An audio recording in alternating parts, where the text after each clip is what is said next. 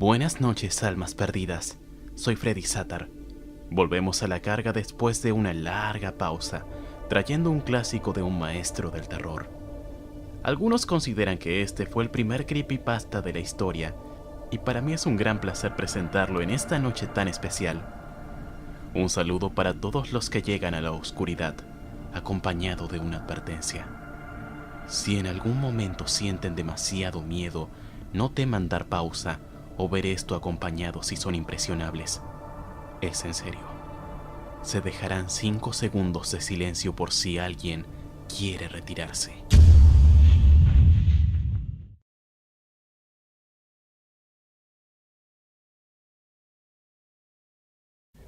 El modelo de Pickman por H.P. Lovecraft.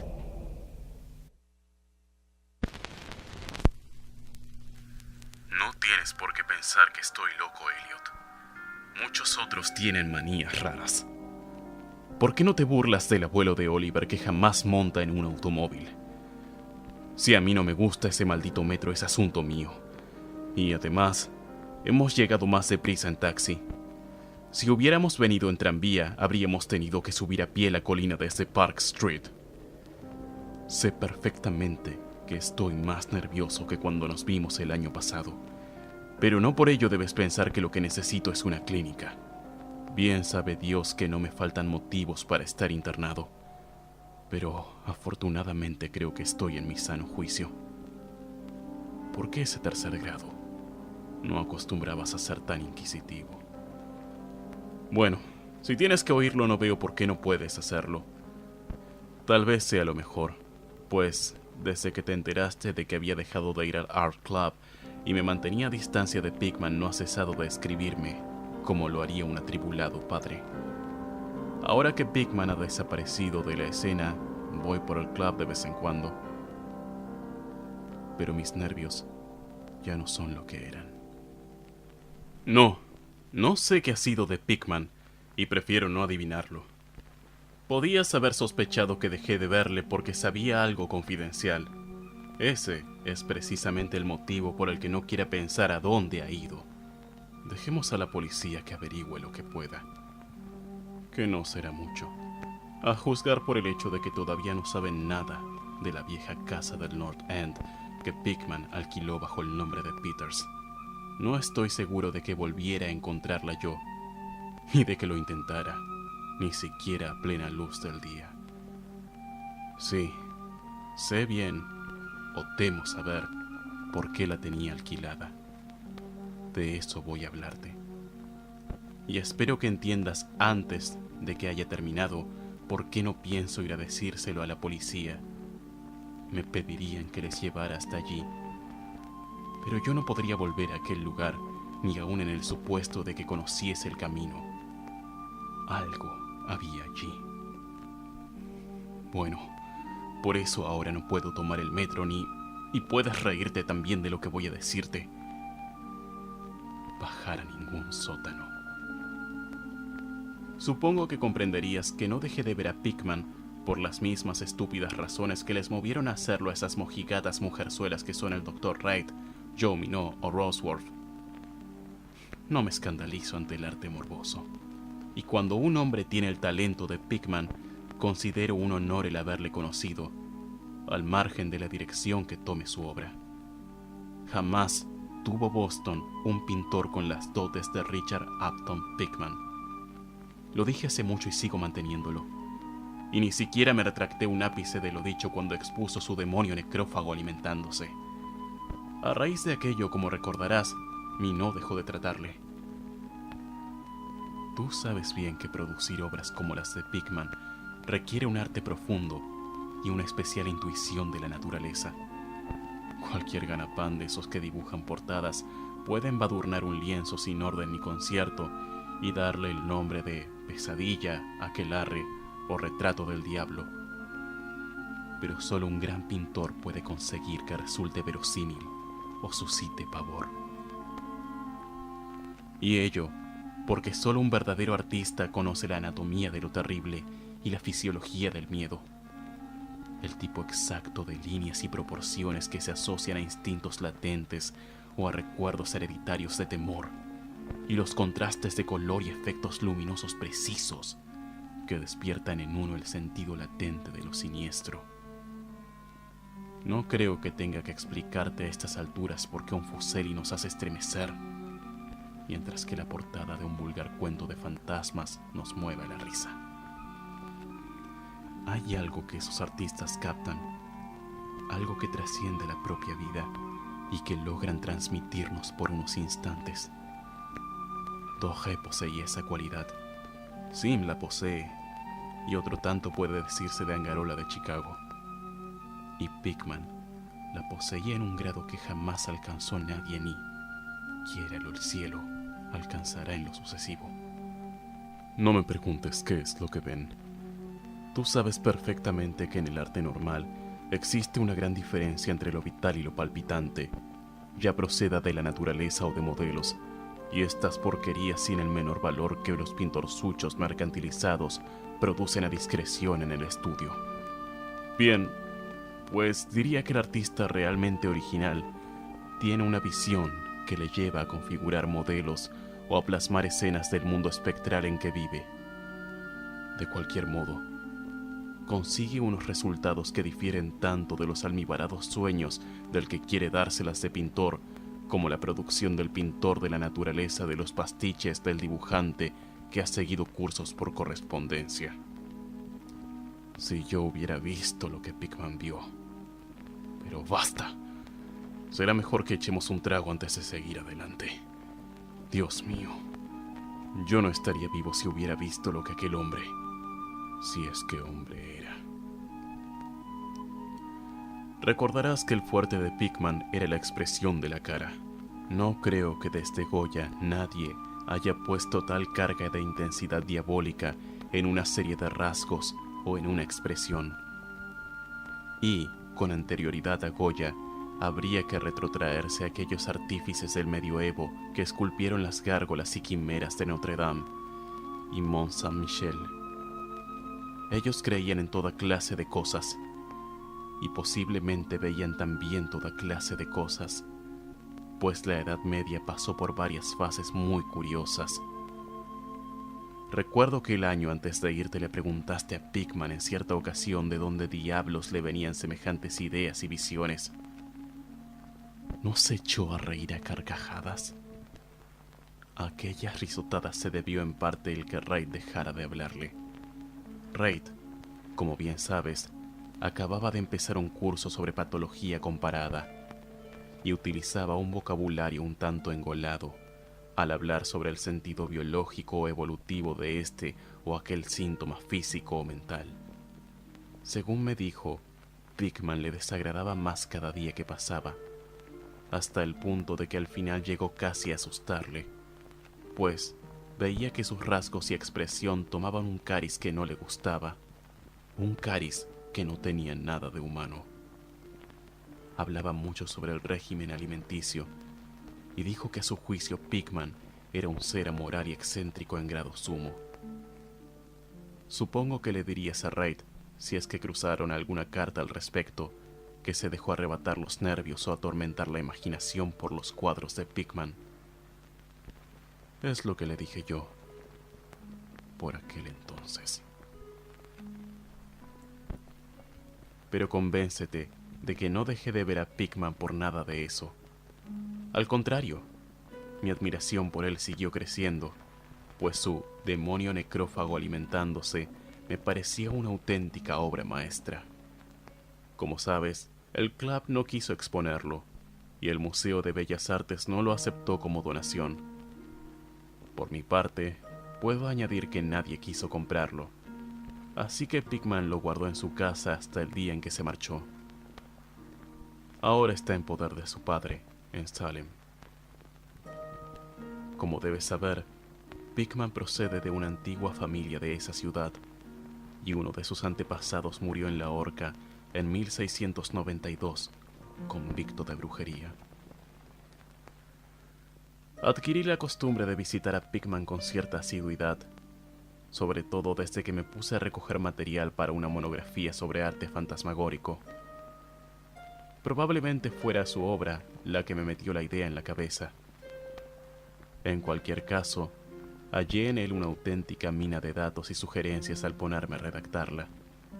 Me enseñó todos los cuadros y dibujos que tenía, incluso unos bocetos a lápiz y pluma que habrían provocado, estoy absolutamente convencido, su expulsión del club si los hubieran visto ciertos socios.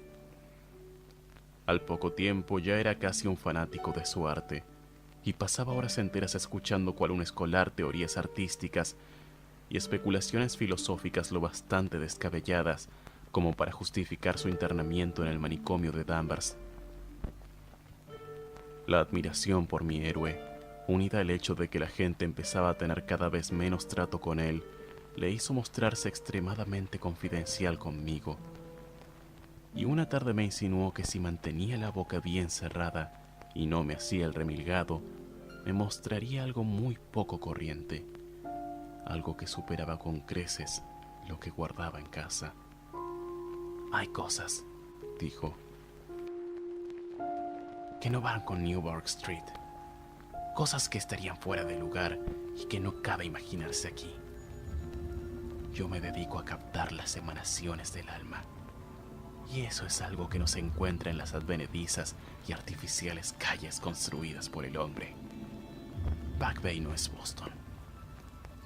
En realidad, no es nada todavía, porque aún no ha tenido tiempo de acumular recuerdos y atraerse a los espíritus locales. En caso de haber fantasmas aquí, serían todo lo más los fantasmas domesticados de cualquier marisma pantanosa o gruta poco profunda. Y lo que yo necesito son fantasmas humanos. Los fantasmas de seres lo bastante refinados como para asomarse al infierno y comprender el significado de lo visto allí. El lugar indicado para vivir un artista es el North End. Si los estetas fueran sinceros, soportarían los suburbios por eso de que allí se acumulan las tradiciones. Pero por Dios, ¿no comprendes que esos lugares no han sido simplemente construidos, sino que han ido creciendo? Allí, generación tras generación, la gente ha vivido, sentido y muerto, y en tiempos en que no se temía ni vivir, ni sentir, ni morir.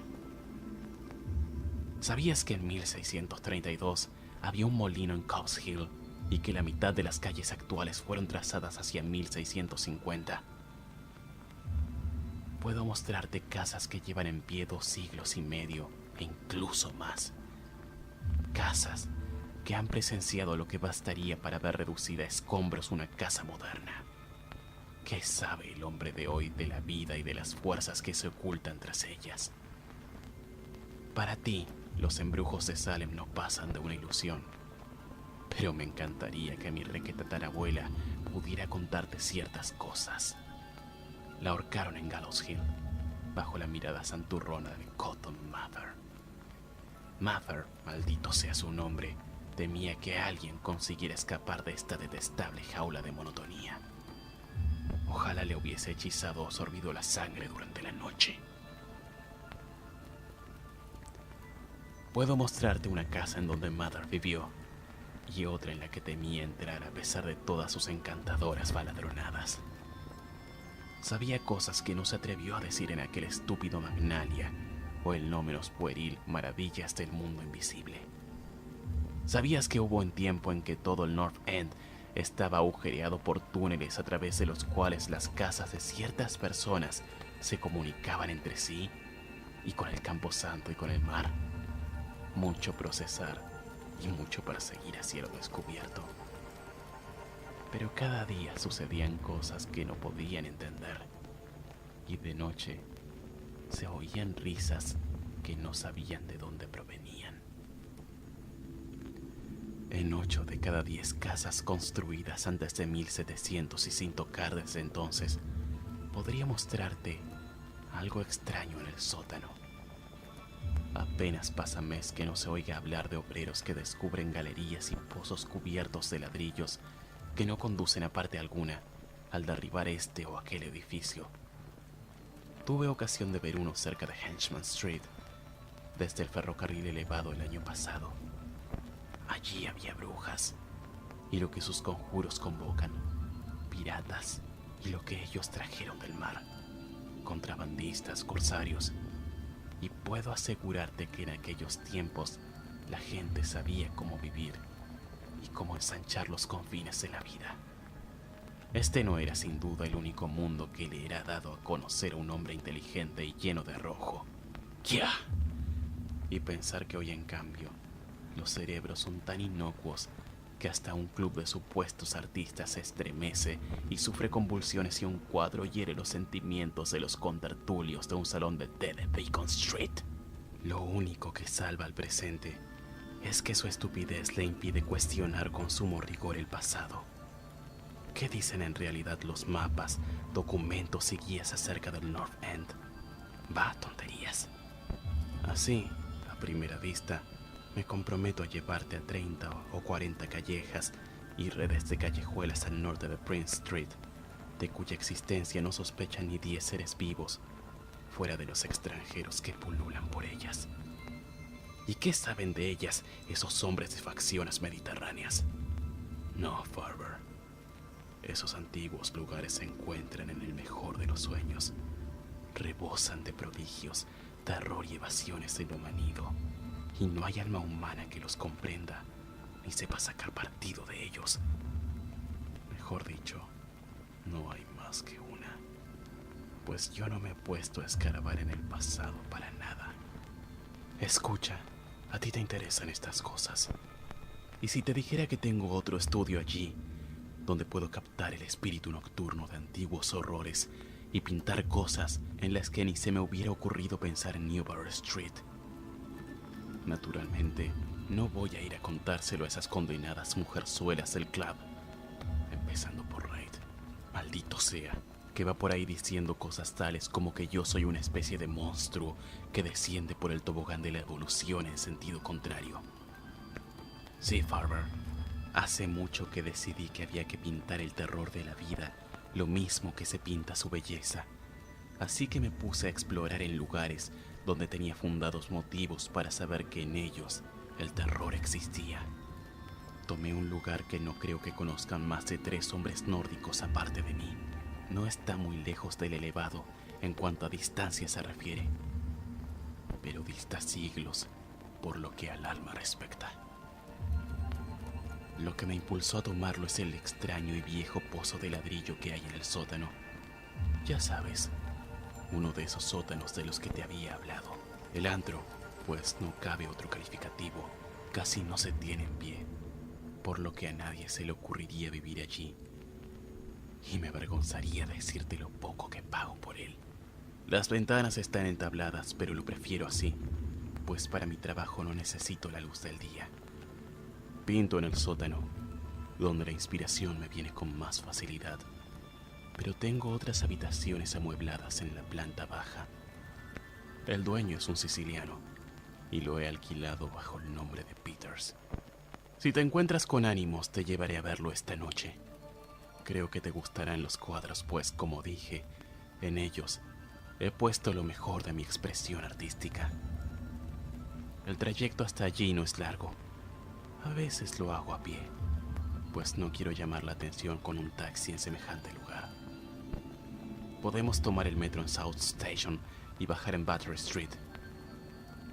Desde allí no hay que andar mucho. Bueno, Elliot, tras semejante arenga, lo único que podía hacer era resistir los deseos de correr en lugar de andar en busca del primer taxi libre que saliera a nuestro encuentro. Después tomamos el elevado en South Station y hacia las 12 ya habíamos bajado las escaleras de Battery Street. Luego nos pusimos a andar a lo largo del viejo muelle de Constitution Wharf. No me fijé en los cruces, por lo que no sabría decirte dónde torcimos, pero puedo asegurarte que no fue en Greenough Line. Al torcer subimos por un desierto callejón de lo más antiguo y sucio que haya visto jamás, de tejados desvencijados, con los cristales de las ventanas rotos y arcaicas chimeneas medio derruidas que se destacaban contra la luz de la luna. No creo que hubiera siquiera 3 casas en todo lo que abarcaba la vista, que no estuvieran ya levantadas en tiempos de Cotton Mather. Cuanto menos, divisaba dos con un voladizo, y en cierta ocasión me pareció ver una hilera de tejados con el ya casi olvidado estilo holandés, aunque los anticuarios dicen que ya no queda ni uno solo en Boston. Al salir de aquel apenas iluminado callejón, torcimos a la derecha adentrándonos en otro igualmente silencioso y aún más estrecho, sin la menor luz. Y en un instante me pareció que doblábamos una curva en ángulo obtuso, siguiendo hacia la derecha.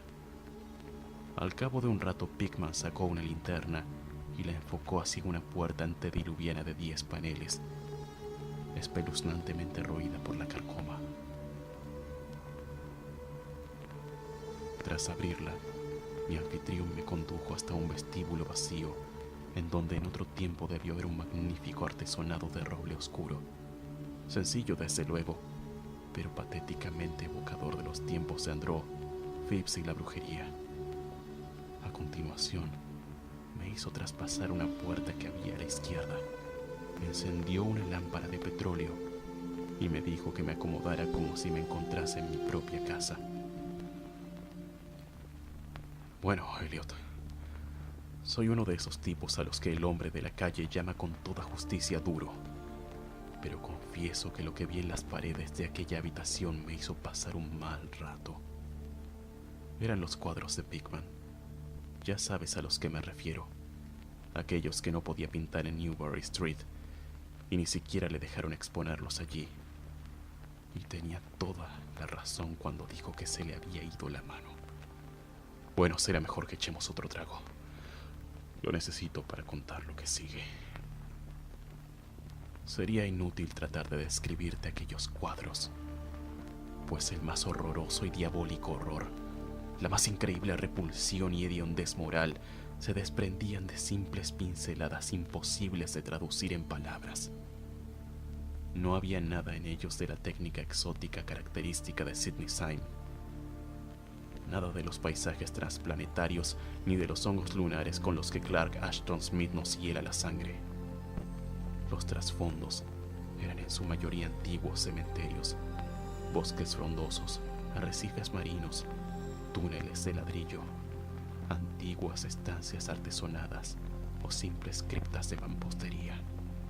El camposanto de Cobb's Hill, apenas a unas manzanas de la casa, era uno de sus escenarios favoritos.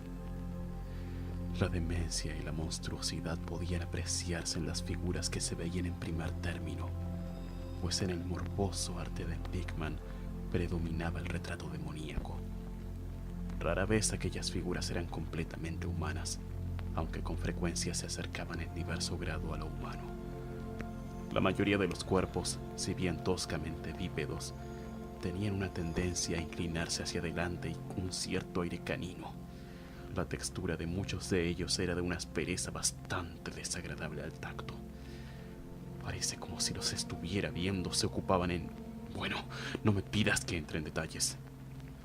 Por lo general estaban comiendo, pero será mejor que no diga qué. A veces los mostraba en grupos en cementerios o pasadizos subterráneos, y a menudo aparecían luchando por la presa, o mejor dicho, el tesoro descubierto. Y qué expresividad tan genuinamente diabólica sabía en ocasiones infundir Pickman a los ciegos rostros de tan macabro botín. De cuando en cuando se les veía saltando en plena noche desde ventanas abiertas o agazapados sobre el pecho de algún durmiente, al acecho de su garganta. En un lienzo se veía un grupo de ellos aullando alrededor de una bruja ahorcada en Gallows Hill, cuyas demacradas facciones guardaban un extraordinario parecido con las de aquellos seres. Pero no creas que fueron aquellas horripilantes escenas lo que me hizo perder el sentido. No soy un niño de 3 años, y no es ni mucho menos la primera vez que veo cosas así. Eran los rostros, Elliot. Aquellos endiablados rostros que miraban de soslayo y parecían querer salir del lienzo, como si se les hubiese inspirado un aliento vital. Dios mío, juraría que estaban vivos. Aquella bruja nauseabunda que se veía en el lienzo habría despertado los fuegos del Averno y su escoba era una varita de sembrar pesadillas. Pásame la garrafa, Elliot. Había algo llamado la lección.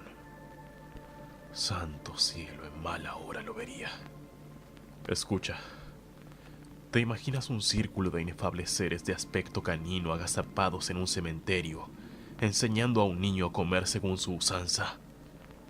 El coste de una presa producto de una suplantación, supongo.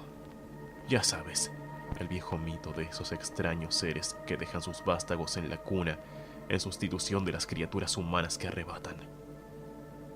Pickman mostraba en el cuadro lo que les depara la fortuna a los niños así arrebatados, cómo crecen. Cuando justo entonces comencé a ver la espantosa afinidad que había entre los rostros de las figuras humanas y las no humanas. Por medio de aquellas gradaciones de morbosidad entre lo resueltamente no humano y lo degradadamente humano trataba de establecer un sardónico nexo evolutivo. Los seres caninos procedían de los mortales. Y apenas acababa de inquirirme qué hacía con las crías que quedaban con los seres humanos a modo de trueque, cuando mi mirada tropezó con un cuadro que representaba a la perfección dicha idea. Se trataba de un antiguo interior puritano, una estancia de gruesas vigas con ventanas de celosía, un largo banco y un mobiliario del siglo XVII de estilo bastante tosco, con la familia sentada en torno al padre mientras éste leía las escrituras. Todos los rostros, salvo uno, mostraban nobleza y veneración, pero ese uno reflejaba la burla del Averno. Era el rostro de un varón de edad juvenil. Sin duda pertenecía a un supuesto hijo de aquel piadoso padre, pero en realidad era de la parentela de los seres impuros. Era el niño suplantado. Y, en un rasgo de suprema ironía, Pickman había pintado las facciones de aquel adolescente de forma que guardaban un extraordinario parecido con las suyas. Para entonces, Pickman había encendido ya una lámpara en una habitación contigua y, cortésmente, abrió la puerta para que pasara yo, al tiempo que me preguntaba si quería ver sus estudios modernos. Me había sido imposible darle a conocer muchas de mis opiniones. El espanto y la repugnancia que se apoderaron de mí me dejaron sin habla. Pero creo que comprendió perfectamente cuáles eran mis sensaciones y se sintió muy halagado. Y ahora, quiero que quede bien claro una vez más, Elliot, que no soy uno de esos alfeñiques que se lanzan a gritar en cuanto ven algo que se aparta lo más mínimo de lo habitual. Me considero un hombre maduro y con algo de mundo, y supongo que lo que viste de mí en Francia te basta para saber que no soy un tipo fácilmente impresionable. Ten presente, por otro lado, que acababa de recobrar el aliento y de empezar a familiarizarme con aquellos horribles cuadros que hacían de la Nueva Inglaterra colonial una especie de antesala del infierno. Pues bien, a pesar de todo ello, la habitación contigua me arrancó un angustioso grito de la garganta y tuve que agarrarme al vano de la puerta para no desfallecer. En la otra estancia había un sinfín de engendros y brujas invadiendo el mundo de nuestros antepasados.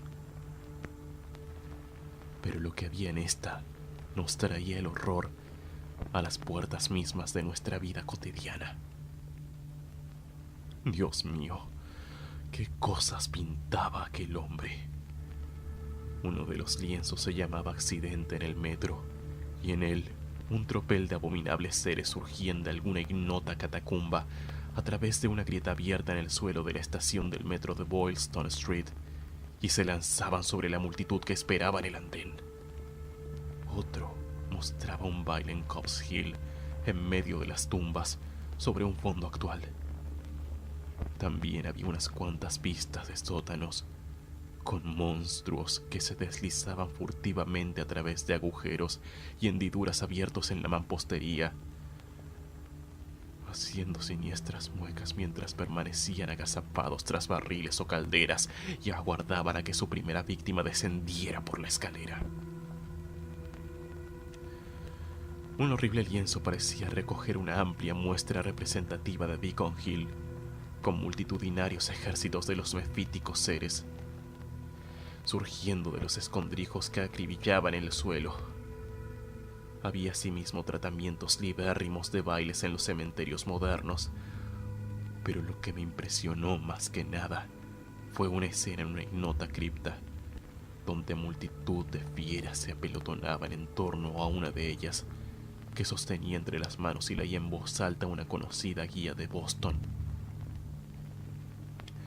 Todas las fieras apuntaban a un determinado pasaje, y todos los rostros parecían contraídos con una risa tan epiléptica y reverberante que creí incluso oír su diabólico eco. El título del cuadro era Holmes, Lowell y Longfellow yacen enterrados en Mount Auburn. A medida que recobraba el ánimo y me iba acostumbrando a aquella segunda estancia de arte diabólico y morboso, me puse a analizar algunos aspectos de la repugnancia y aversión que me inspiraba todo aquello.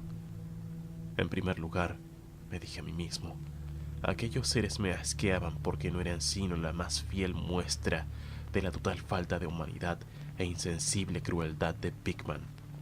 Semejante personaje debía ser un implacable enemigo de todo el género humano, a tenor del regocijo que mostraba por la tortura carnal y espiritual y la degradación del cuerpo humano.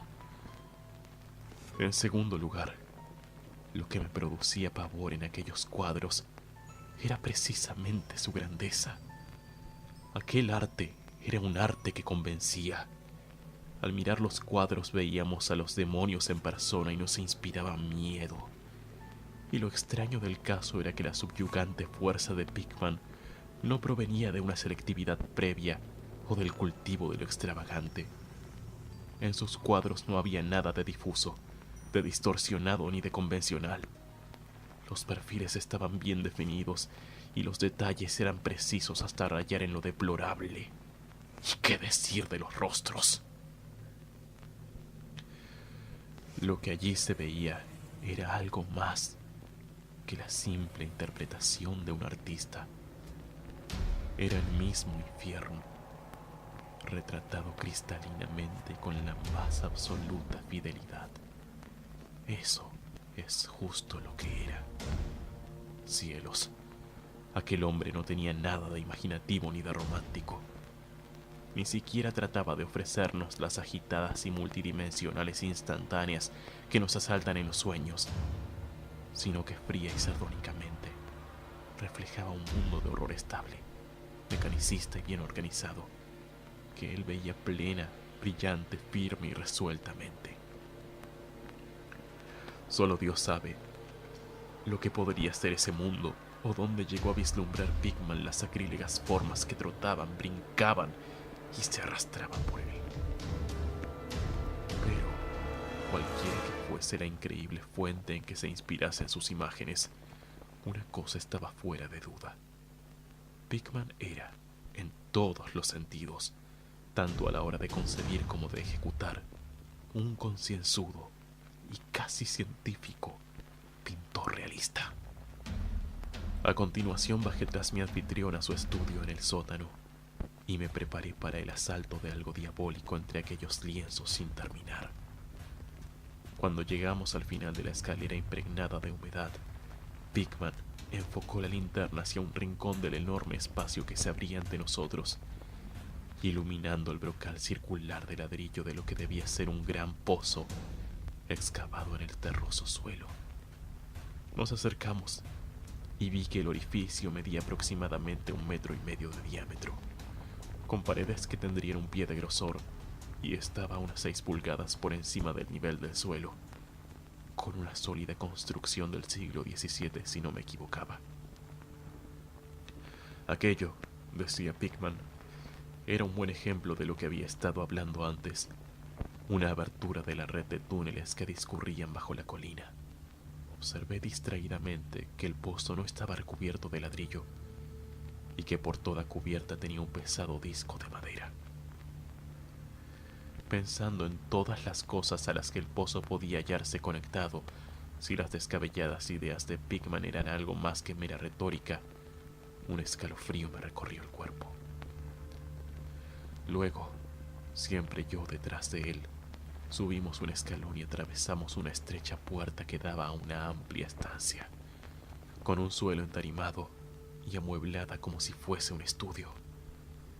Una instalación de gas acetileno suministraba la luz para poder trabajar. Los cuadros sin acabar, montados en caballetes o apoyados contra la pared, eran tan espeluznantes como los que había visto en el piso de arriba y constituían una buena prueba de la meticulosidad con que trabajaba el artista. Las escenas estaban esbozadas con sumo cuidado, y las líneas trazadas a lápiz hablaban por sí solas de la prolija minuciosidad de Pickman al tratar de conseguir la perspectiva y proporciones exactas. Era todo un gran pintor, y sigo sosteniéndolo hoy, aun con todo lo que sé.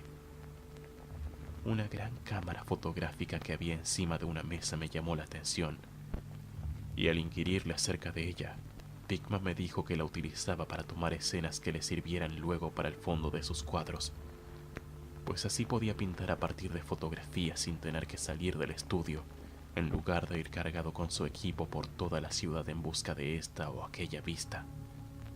A juicio suyo, las fotografías eran tan buenas como cualquier escena o modelo reales para trabajos de larga duración, y, según dijo, las empleaba habitualmente.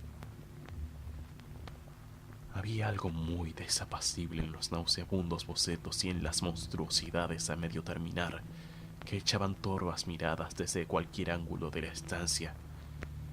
Y cuando Pickman descubrió súbitamente un gran lienzo que se encontraba lejos de la luz, no pude evitar que se me escapara un estruendoso grito, el segundo que proferí aquella noche. Resonó una y otra vez a través de las mortecinas bóvedas de aquel antiguo y salitroso sótano, y tuve que realizar un tremendo esfuerzo para contener una histérica carcajada. Dios misericordioso. Elliot, no sé cuánto había de real y cuánto de febril fantasía en todo aquello. Jamás podría imaginarme semejante sueño.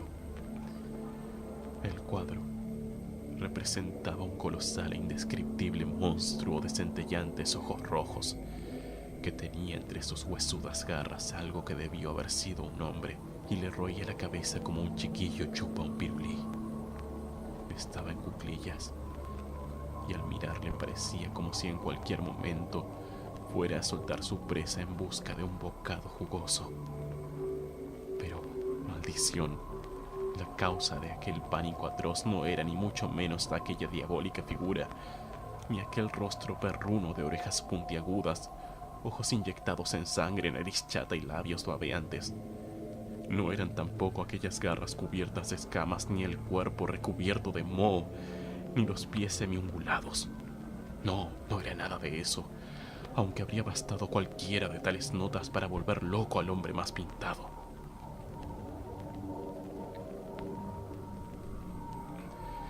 Era la técnica, Elliot.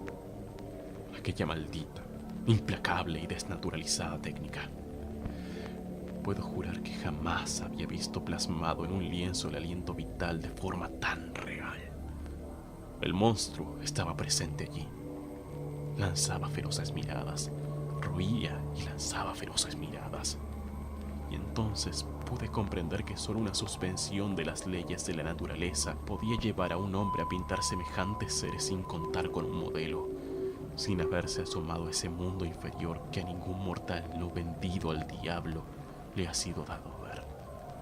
Prendido con una chincheta o una parte sin pintar del lienzo, había un trozo de papel muy arrugado. Probablemente, pensé, sería una de esas fotografías de las que se sirve Pickman para pintar un trasfondo no menos horroroso que la pesadilla que se destacaba sobre él. Alargué el brazo para estirarlo y ver de qué se trataba, cuando de repente Pickman dio un respingo como si le hubieran pinchado. Había estado escuchando con suma atención desde que mi grito de pavor despertó insólitos ecos en el oscuro sótano, y ahora parecía estar poseído de un miedo que, si bien no podía compararse con el mío, tenía un origen más físico que espiritual. Sacó un revólver y me hizo un gesto para que me callara, tras lo cual se encaminó al sótano principal y cerró la puerta detrás suyo. Creo que me quedé paralizado por unos instantes. A semejanza de Pigman, aguzé el oído y me pareció oír el leve sonido de alguien que correteaba, seguido de unos alaridos o golpes en una dirección que no sabría decir. Pensé en gigantescas ratas y sentí que un escalofrío me recorría todo el cuerpo. Luego se oyó un amortiguado estruendo que me puso la carne de gallina. Un sigiloso y vacilante estruendo, aunque no sé cómo expresarlo en palabras. Parecía como si un gran madero hubiese caído encima de una superficie de piedra o ladrillo. Madera sobre ladrillo. ¿Me sugería algo aquello? Volvió a oírse el ruido, esta vez más fuerte, seguido de una vibración como si el cuadro cayera ahora más lejos. A continuación, se oyó un sonido chirriante y agudo. A Pigman farfullando algo en voz alta y la atronadora descarga de las 6 recámaras de un revólver, disparadas espectacularmente tal como lo haría un domador de leones para impresionar al público. A renglón seguido, un chillido o graznido amortiguado y un fuerte batacazo. Luego, más chirridos producidos por la madera y el ladrillo, seguidos de una pausa y de la apertura de la puerta. Sonido este que me produjo, lo confieso, un violento sobresalto. Pigman reapareció con su arma aún humeante, al tiempo que imprecaba a las abotagadas ratas que infestaban el antiguo pozo. «El diablo sabrá lo que comen, Farrer», dijo esbozando una irónica sonrisa, «pues esos arcaicos túneles comunican con cementerios, guaridas de brujas y llegan hasta el mismo litoral.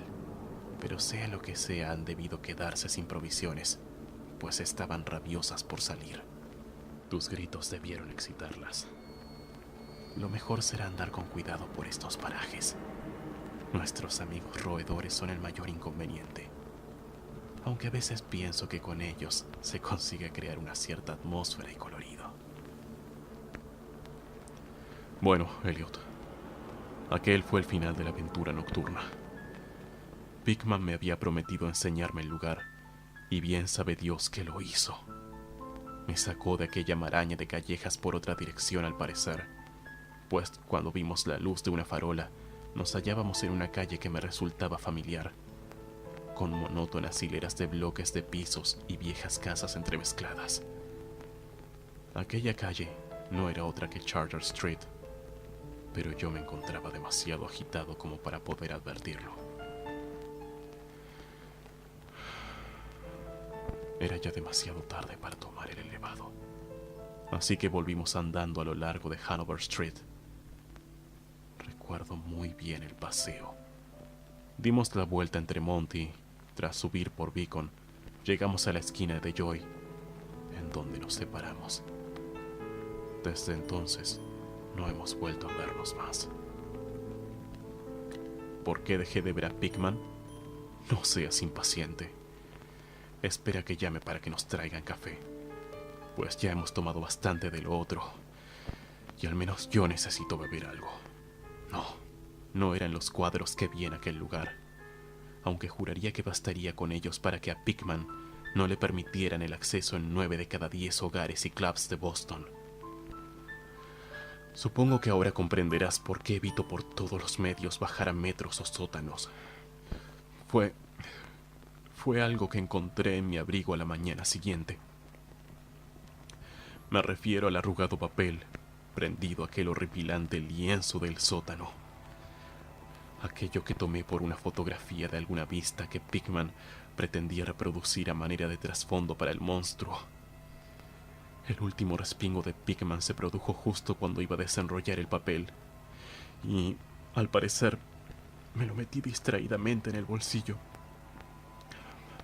Pero, bueno, aquí está el café. Te aconsejo que lo tomes puro, Elliot. Sí, a aquel papel se debió el que no volviera a ver más a Pickman. Richard Upton Pickman, el artista más dotado que he conocido y el más execrable ser que haya traspasado jamás los límites de la vida para abismarse en las cimas del mito y la locura. El viejo rey tenía razón, Elliot. No puede decirse que Pickman fuera humano estrictamente hablando. O bien nació bajo una influencia maligna, o dio con la forma de abrir la puerta prohibida. Ya da lo mismo, pues desapareció. Volvió a abismarse en esa increíble oscuridad que él tanto gustaba frecuentar. Será mejor que encendamos el candelabro. No me pidas que te explique, o siquiera conjeture qué es lo que quemé. Tampoco me preguntes qué había tras esa especie de topo gateador que tan bien se las arregló Pickman para hacer pasar por ratas. Hay secretos que pueden proceder de los viejos tiempos de Salem, y Cotton Mather cuenta cosas aún más extrañas.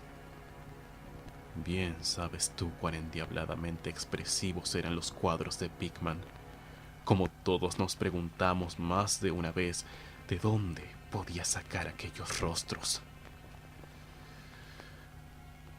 Bueno, después de todo, aquel papel no era la fotografía de una perspectiva. En él se veía únicamente el ser monstruoso que estaba pintado en aquel horrible lienzo. Era el modelo en que se inspiraba, y el trasfondo no era sino la pared del estudio del sótano pintada con todo lujo de detalle. Por el amor de Dios, Elliot, aquella era una fotografía tomada del natural.